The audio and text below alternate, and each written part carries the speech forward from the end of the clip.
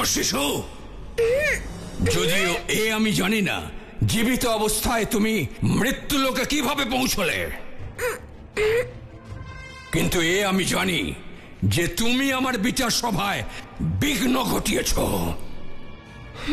আর তোমার এই ঔদ্ধত্যের কারণে তোমায় মৃত্যুদণ্ড দিতে পারি। কিন্তু না, আমার এখন বিশ্রামের সময় হয়েছে, তাই আমি তোমায় সাবধান করছি। ফিরে যাও শিশু, যেখান থেকে এসেছো, কারণ যমরাজ কেবল মৃতদেরই বিচার করেন। আমি তো কেবল আপনার নিয়ম পালন করছি যমরাজ।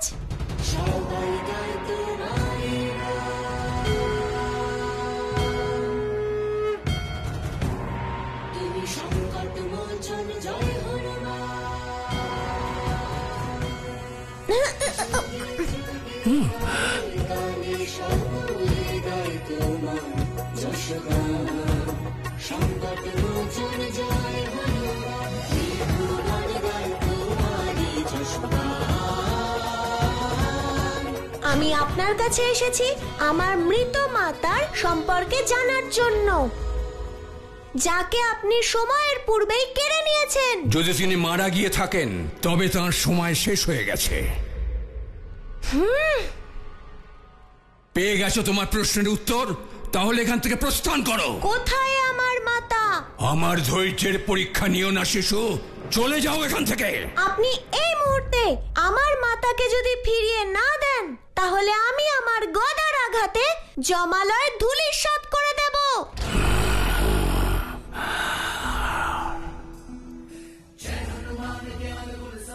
তুমি হুমকি দিচ্ছ আমায়, মৃত্যুদাতা যমরাজকে? ওহে মূর্খ বানর, আমি তোমাকে নরকে প্রেরণ করব।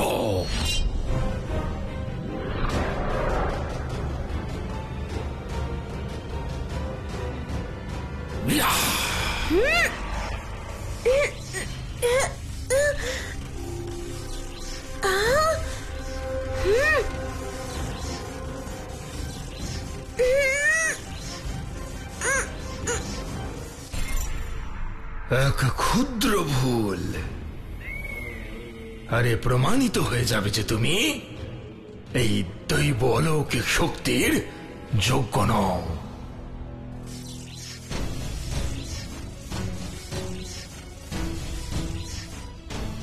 মাতা!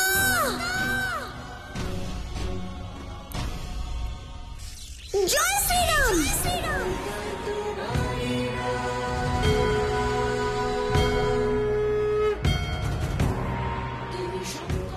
আপনার সাথে যুদ্ধ করতে আসিনি যমরাজ, আমি শুধু আমার মাতাকে নিয়ে যেতে এসেছি। তুমি তোমার মাতার কাছে যেতে চাও? ঠিক আছে, আমি তোমায় মাতার কাছে পৌঁছে দিচ্ছি।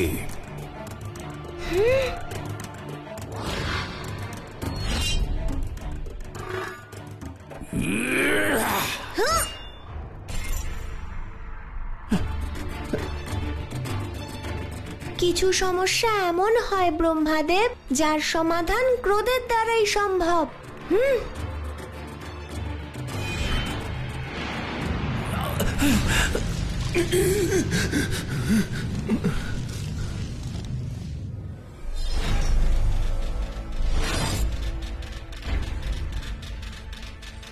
এবার আমি জমালয় থেকে খালি হাতে ফিরবো না যমরাজ।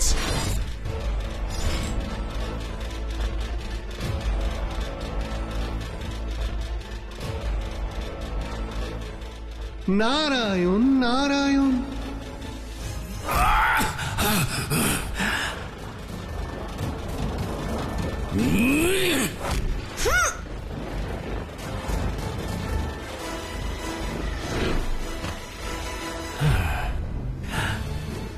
আমার মাতা কি ভুল করেছিলেন যে আপনি আমার মাতাকে অকালে কেড়ে নিলেন? মাতার সঙ্গে সাক্ষাৎ করে তাকেই জিজ্ঞাসা করো।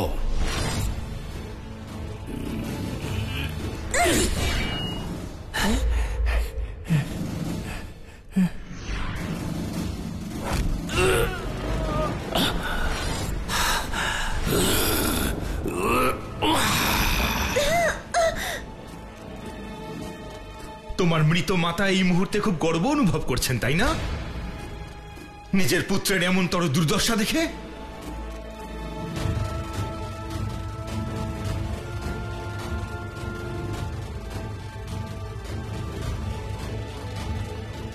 অনেক সম্মান দেখিয়েছি।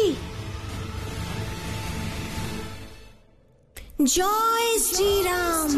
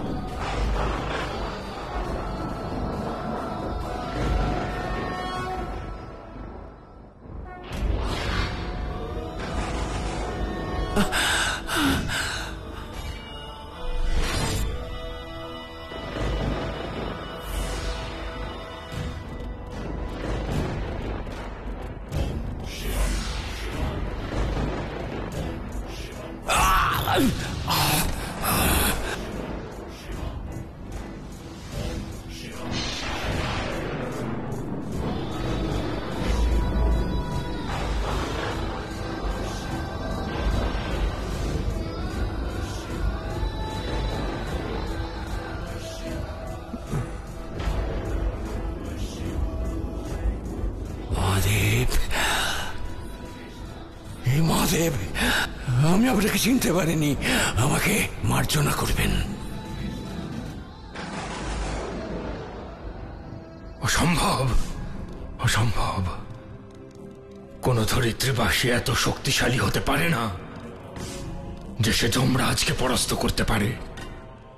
আমি খবর নিয়েছি মারুতি, আপনার মাতা জমালয় নেই। আমি তার প্রাণ হরণও করিনি।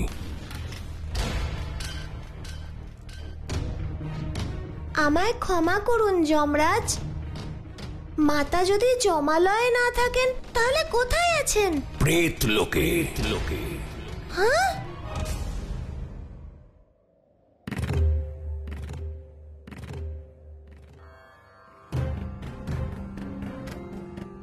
মাতা, দেবী অঞ্জনী তো দেহ সমাধি নিয়ে নিজের দেহ, নিজের পরিবার, নিজের সর্বস্ব ত্যাগ করেছেন। তারপরেও প্রেতলোক? দেবী অঞ্জনী তাঁর প্রতিশ্রুতি রক্ষা করলেন ঠিকই, কিন্তু তিনি একটি ভুল করলেন পুত্র। শরীর ত্যাগ করলেন, কিন্তু নিজের পুত্রের মোহ ত্যাগ করতে পারলেন না। আর তাই তিনি ধরিত্রীতেও থাকতে পারলেন না, আবার স্বর্গলোকেও ফিরে আসতে পারলেন না। মাতা, চোখ খুলুন মাতা। এ আপনি কি করলেন দেবী? শরীর ত্যাগ করলেন ঠিকই, কিন্তু মোহ ত্যাগ করতে পারলেন না। আপনি ধরিত্রীতেও থাকতে পারলেন না, আর স্বর্গলোকেও আপনি স্থান পাবেন না।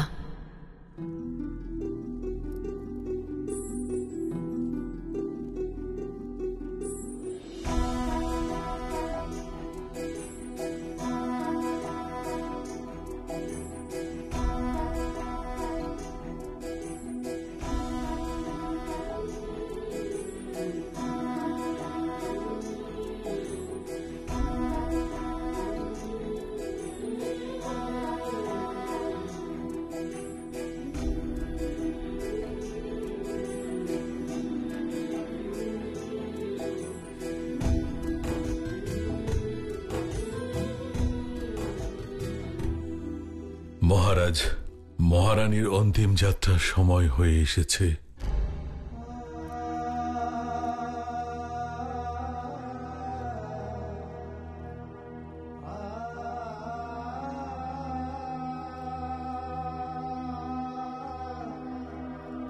মহারাজ, মাতার অন্তিম যাত্রায় পুত্রকেও অংশ নিতে হয়। মারুতি কোথায়?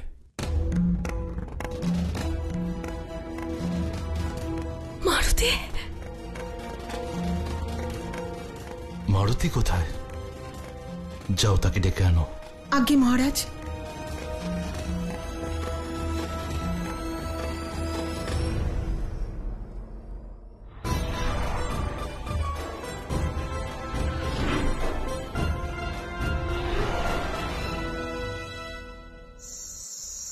এই তাহলে প্রেতলোক, মাতা এখানেই আছেন। জয় শ্রীরাম।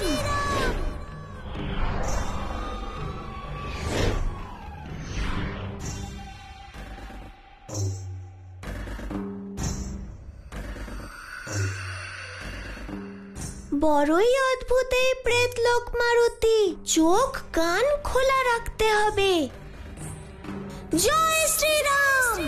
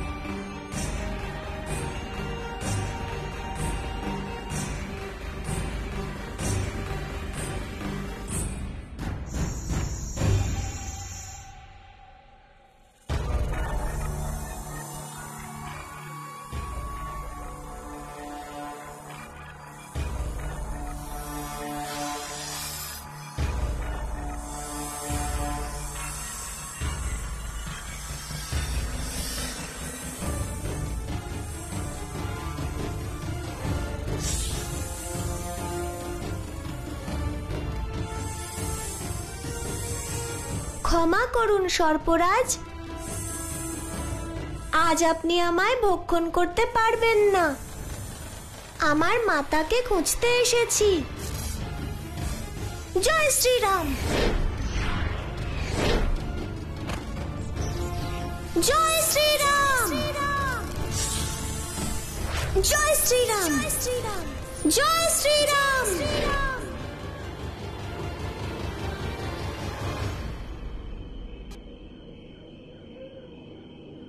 কে এই বানর শিশু, আর এখানে কিভাবে আসলো? তাই তো আমিও ভাবছি মিত্র, ওকে দেখে তো প্রেতপুরীর মনে হচ্ছে না। প্রেত না হলে প্রেত হয়ে যাবে, কারণ একবার যদি কেউ প্রেত লোকে আসে সে আর ফিরে যায় না। গলার আওয়াজ পাচ্ছি, কিন্তু কাউকে দেখতে পাচ্ছি না তো।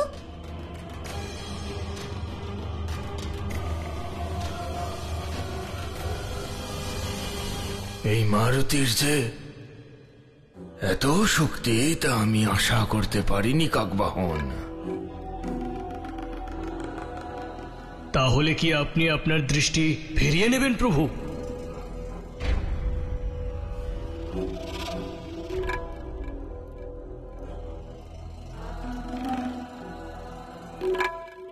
কখনোই নয়। যদি এত দূর এসেও আমি এই বানর শিশুর কাছে হেরে যাই, তাহলে সমগ্র সৃষ্টিতে আমার সমস্ত সম্মান নষ্ট হয়ে যাবে, আর এই সংসারে শনিদেবের এবং শনিদেবের বক্রদৃষ্টির প্রকোপের ভয় সমাপ্ত হয়ে যাবে। কিন্তু প্রভু, এবার আপনি ওকে কিভাবে আটকাবেন? সিংহ যখন আঘাতপ্রাপ্ত হয় তখন আরো ভয়ঙ্কর হয়ে ওঠে। ভয়ঙ্কর। আমার কাছ থেকে রেহাই পাওয়া এত সহজ নয় কাকবাহন।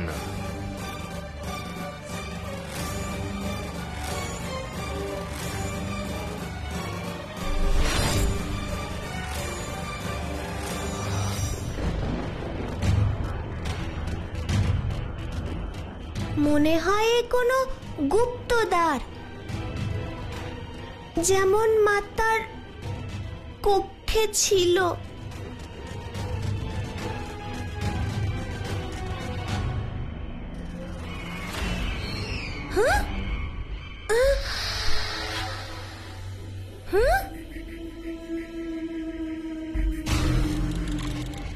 ও, তাহলে আপনারাই ছিলেন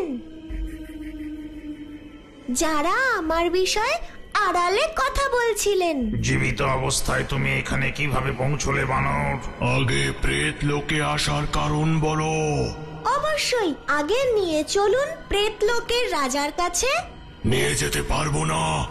অনুমতি নেই। বেশ, তাহলে আমায় ভেতরে যেতে দিন, আমি স্বয়ং খুঁজে নেব।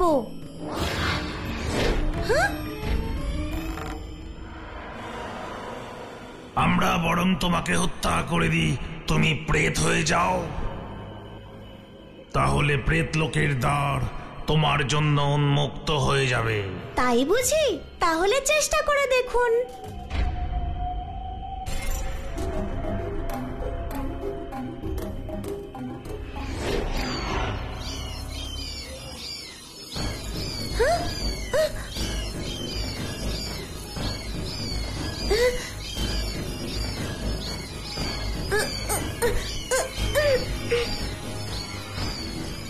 এদের আক্রমণ থেকে কি করে বাঁচবো? এরা এত সংখ্যায় আর আমি একা। পেয়ে গেছি উপায়। জয় শ্রীরাম।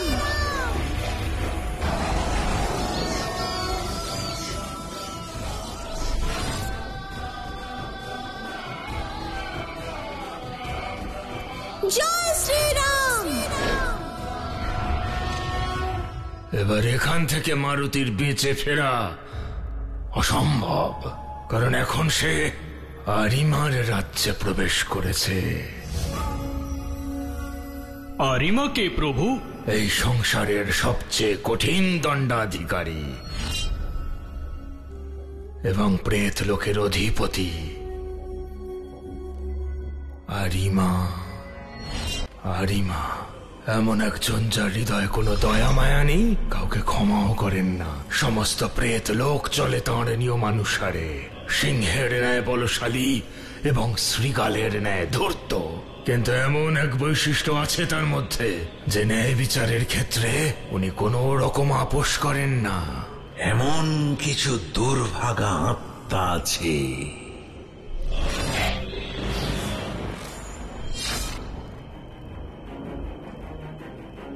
যাদের কোথাও স্থান হয় না, তাদের স্থান হয় প্রেত লোকে। এখান থেকে কারো মুক্তি সম্ভব নয়, না এখান থেকে কারো মোক্ষ প্রাপ্তি হতে পারে। অন্তিম সময় পর্যন্ত আপনাদের সকল আত্মাকে দুঃখ ভোগ করতে হবে। না আপনাদের ভেতর কোনো গতি থাকবে, না ভয়, কোনো ভূত ভবিষ্যৎ বর্তমানও থাকবে না। আপনাদের সকল আত্মাকে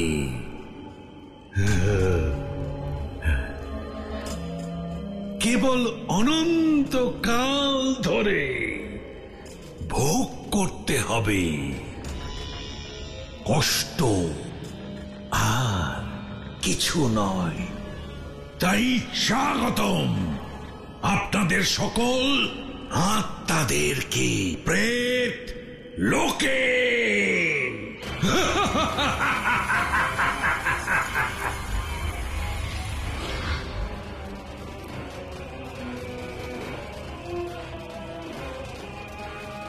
ক্ষমা করবেন প্রভু, একজন বানর শিশু ছলনা করে প্রেত লোকে প্রবেশ করেছে, তাও জীবিত অবস্থায়। তবে যাও, ওকে জীবিত অবস্থাতেই আমার সামনে উপস্থিত করো, এক্ষুনি, এই মুহূর্তে। যথাজ্ঞা প্রভু।